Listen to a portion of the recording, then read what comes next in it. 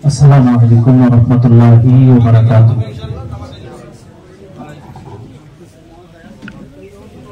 Alhamdulillah kafa wa salamun ala ibadihi allazina istafa. Amma ba'd. A'udzu billahi minasy syaithanir rajim. Bismillahirrahmanirrahim. Ar-Rahman 'allamal Qur'an, khalaqal insan, 'allamahul bayan. সাদাকাল্লাহুল আযীম। সম্মানিত আজকের মুফতি জলসার সভাপতি শেখ সাহাব হুজুর, হযরত উলামায়ে কেরাম, মুফতিয়ানে কেরাম, শিক্ষিত ভদ্র মণ্ডলী, এই অঞ্চলের মুরব্বীগণ, স্কুল কলেজ ইউনিভার্সিটির লেখাপড়ারত স্টুডেন্ট ভাইয়েরা, এই মাদ্রাসার স্নেহ তালিবে ইলমগণ, পর্দায় বসে থাকা মা বোনগণ, সময় যেহেতু সংক্ষিপ্ত কোনো ধরনের ভূমিকা না রাখেই আমি তিনটি আয়াত তিলাওয়াত করছি। আপনারা সবাই শুনছেন কোন থেকে বলছি। যে আয়াতগুলো তিলাওয়াত করছি সেটা হচ্ছে সূরাতুর রহমানের থেকে। সূরা রহমান এমন একটি সূরা, তার প্রথম দিকের যদি আমি অর্থ করি, তার প্রারম্ভে যদি একটু আভাস দেই যে সূরাটার আসলে তিনটি দিক যদি আমি মনে করি, একটু আভাস দেওয়া যায়, তাহলে আমাদের আগের কথাটা বুঝে আসবে। যেরকম এই সূরার পূর্বের সূরার নাম হয়েছে সূরাতুল কমার। হাফেজ যারা আছে তারা জানেন সূরাতুল কমার। সূরা কমারের মধ্যে আল্লাহ তাআলা মূল বিষয় যেটা বয়ান করছেন সেটা হয়েছে অবাধ্য বান্দাদের শাস্তির বিবরণ। আর সূরা রহমানের মধ্যে আল্লাহ তাআলা বর্ণনা করছেন বাধ্য বান্দাদের পুরস্কারের বিবরণ। তাহলে পুরস্কার আর শাস্তি দুটো উল্টা জিনিস। উলামায়ে কেরামের জানা থাকা দরকার।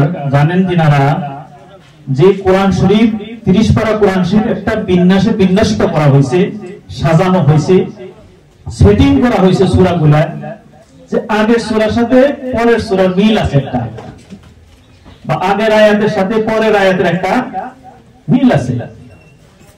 তাকে বলা হয় রব্তে সূরা বা রব্তে আয়াত। এই সূরা কমারের সাথে আর সূরা রহমানের সাথে কি সম্পর্ক? বিষয়গত কি সম্পর্ক? কোনো তো সম্পর্ক মিল নাই, উল্টা বিষয়। একটা হচ্ছে শাস্তির বিবরণ, একটা হচ্ছে পুরস্কারের বিবরণ। এর দ্বারা আমরা একটা মুফাসসিরিনে কেরাম লিখছেন কিতাবের মধ্যে যে এর দ্বারা আমরা একটা লেসন নিবার পারি, একটা শিক্ষা নিবার পারি যে পরিপূর্ণ মুমিন হইতে হইলে মুমিন বান্দার ঈমান ওই সময় অ্যাকসেপ্ট হয়, গ্রহণ হয়, যখন উল্টা পাল্টা দুইটা জিনিস একটা অন্তরের মধ্যে জায়গা দেওয়া হয়। ফর এক্সাম্পল হিসাবে আমি যদি কই, মুফাসসিরিনে কেরাম লিখছেন যে আল্লাহ তাআলার গজবের ভয় আর রহমতের আশা দুইটা উল্টা জিনিস। গজবের ভয় আর রহমতের আশা দুইটা উল্টা জিনিস। এই উল্টা জিনিস দুইটা একসাথে একত্রে এট এ টাইমে যদি অন্তরের মধ্যে জায়গা দেওয়া হয়, তাহলে মুমিনের ঈমান কবুল হয়। বলেন সুবহানাল্লাহ। মুমিনের ঈমান কবুল হয়। ভাই মাতরম দোস্ত বুজুর্গ, এটা তাইলে বোঝা গেল যে দুই সূরা এক লক্ষ করার একটা লেসন আমাদেরকে শিক্ষা দিয়েছে। এনে কোন উল্টা না, আমাদের মনে হয় যে উল্টা। 2 নম্বর কথা হচ্ছে যে এই সূরা শানে নজুল কি, এই সূরা নাজিল হওয়ার কারণ কি, প্রেক্ষাপট কি। যখন এই সূরা নাজিল হয়, রাসূলুল্লাহ সাল্লাল্লাহু আলাইহি ওয়াসাল্লাম এমন সমাজের মধ্যে জন্ম নিয়েছিলেন যে সমাজের মানুষরা মূর্তি পূজা করত। আনকি মূর্তি পূজা করতোই না, খালি মূর্তি ঘর, কাবা ঘরের মধ্যে মূর্তি রাইখা কাবা ঘরের চতুর্দিক থেকে ঘোরাঘুরি করতো আর বলতো লাব্বাইক আল্লাহুম্মা লাব্বাইক লা শারীকা লাকা ইল্লা হাযিহিল আসনাম। এই কথা বলতো আর তওয়াফ করতে থাকতো। উলামায়ে কেরাম বুঝা ফেলাইছেন যে আল্লাহর বাইরে কোনো শরীক নাই। আল্লাহকে আল্লাহ বলে জানতো এবং মানতো, আল্লাহকে আল্লাহ বলে মানতো, জানতো, কিন্তু বলতেছে হে আল্লাহ, এই কাবা ঘরের মধ্যে যে কয়টা ভূত রাখা আছে, এই ভূতের বাইরে আল্লাহ তোমার আর কোনো শরীক নাই। কথা বলছেন? তাইলে বুঝেন শুধু আল্লাহকে মানলেই হয়, শুধু আল্লাহকে মানলেই হবো না লা শারিক সাব্যস্ত করে মানা লাগবো? আল্লাহকে লা শারিক হিসাবে মানা লাগবো, আল্লাহর কোনো অংশীদার নাই। তখন রাসূলুল্লাহ সাল্লাল্লাহু আলাইহি সাল্লাম কি আয়াত নাযিল করে বলল যে ওদেরকে বইলা দাও একমাত্র রহমানের সিজদা করবে, তারা জানি কোন ধরনের মূর্তির সিজদা না করে। যখন এই কথা বলল যে রহমানের সিজদা করো, তখন তারা উত্তর দিল যে আল্লাহর বাইরে মূর্তির যদি সিজদা করলে শিরিক হয়, তাহলে আল্লাহর বাইরে রহমানের সিজদা করলে শিরিক হবে না নাকি? তখন বলেন ওরা কি রহমান যে আল্লাহর আরেকটি নাম, ওরা কি যাই না বলতেছে? রহমান যে আল্লাহর আরেকটি নাম, গুণবাচক নাম, ওটা কি জানতেছে? না যাই নাই বলতেছে। তো এই রহমান কেরা, এই রহমান কেরা, ওদেরকে জবাব দেওয়ার জন্য সূরা রহমান নাযিল করা হয়। আর রহমান প্রথম থেকে নিয়ে শেষ পর্যন্ত যেহেতু আল্লাহর পরিচয় দিছে, আল্লাহ তাআলা পরিচয় দিছে রহমান কেরা, কিন্তু এনে এই আয়াতটা আর এই তিনটা আয়াত এই জন্যই তেলাওয়াত করছি, এই সবার সাথে উদ্দেশ্য আছে। আল্লাহ তাআলা বলছেন আর রহমান, রহমান সেই জন আল্লামাল কুরআন, যিনি কুরআন শিক্ষা দিয়েছেন, যিনি কুরআন শিক্ষা দিয়েছেন। খলাকাল ইনসান, মানুষ বানাইছেন যিনি। এখন বলেন আগে কোরআন শিক্ষা দিয়েছে তারপরে মানুষ বানাইছে, কথাটা কি ঠিক মতে মনে হইতেছে? উল্টা উল্টা মনে হইতেছে না? মানুষ আগে বানানো লাগছে তারপরে কোরআন শিখার লাগছে, কথাটা উল্টা উল্টা মনে হইতেছে না? এখানে ঠিকই তাফসীর কারকরা বলছেন যে মানুষ আসলে তো দুই প্রকারের, একটা হলো জন্মগত মানুষ আর একটা হলো গুণগত মানুষ। আল্লাহ তাআলা বলতে চাইতেছেন জন্মগত মানুষ হইলেই মানুষ হয় না, গুণগত মানুষ হইলে মানুষ হয়। এখানে আমরা যদি মনে করি যে আমরা খুব ঘুমাইতে পারি তাহলে আমরা মানুষ, বড় মানুষ না, আমাদের থেকে বেশি ঘুমাইতে পারে গাধা, তাহলে তো অগরে কোথায় গাধা গিয়ে লাভ কি? অগরে তো বড় মানুষ কোন ঘুম,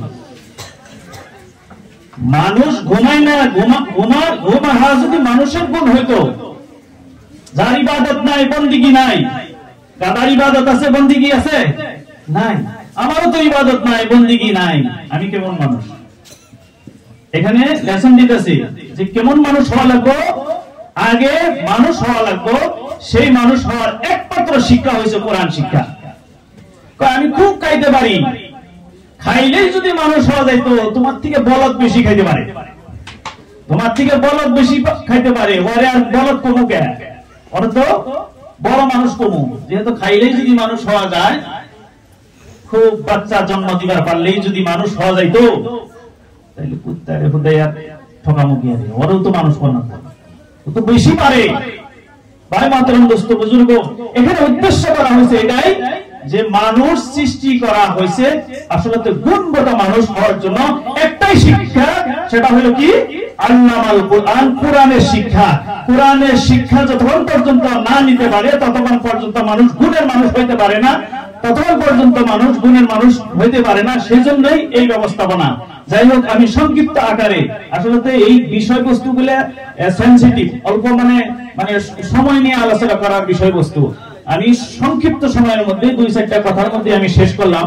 আমার জন্য দোয়া করবেন। আমি আসলে সকাল 9:30টায় বাইকে উঠছি, 11:30টায় গুয়াহাটির থেকে এই জায়গায় পাইছি। আসলে আপনাদের কাছে দোয়া নেওয়ার জন্য এই মুতাবাররাক একটা মজলিস, এই মজলিসের মধ্যে উলামায়ে কেরামের চেহারা দর্শন হবো, আর এই মজলিসের মধ্যে থাকবার পারবো, যার জন্য এই এলাকার মধ্যে সভা দিছে, অনেকগুলা কাম ছাইরা দিয়া আসার প্রয়োজন হইল। আমার জন্য দোয়া করবেন। আর এখানে অনেক মুরব্বী, ইতিমধ্যে আমাদের ভাই মাওলানা সাইফুল ইসলাম খান সাহেব উনি আসছেন। আমি রিকোয়েস্ট করবো সভাপতি সাহেবকে ওনাকে 2 মিনিট সময় ইনশাআল্লাহ আমার তরফ থেকে রিকোয়েস্ট, ওনাকে 2 মিনিট সময় বলার জন্য দিবেন। আল্লাহ তাআলা আমাদেরকে শোনার থেকে বেশি আমল করার তৌফিক দান করে। ওয়া আখিরু দাওয়ানা আলহামদুলিল্লাহি রাব্বিল আলামিন। মাশাআল্লাহ।